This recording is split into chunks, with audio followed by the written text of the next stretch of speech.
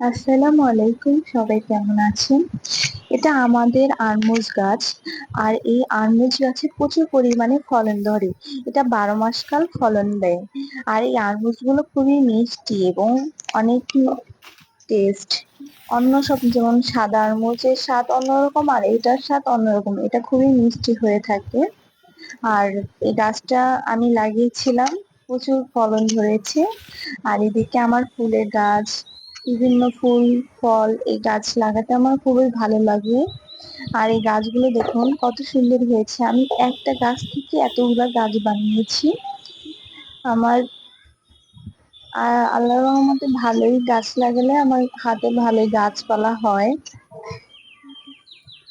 দেখুন কত সুন্দর। আর এদিকে আমার পাখি, দেশি ঘুঘুর পাখি, এই দুটা পাখি এখন আমি প্রায় 1 বছর যাবত পালন করতেছি। ওরা পোষ মেনে গেছে। দেখুন কত সুন্দর ওদের গলায় মালা পড়েছে। পাখি দুটি দেখতে খুবই অসাধারণ। আর দেশি ঘুঘুর পাখির ডাক তো আরো সুন্দর।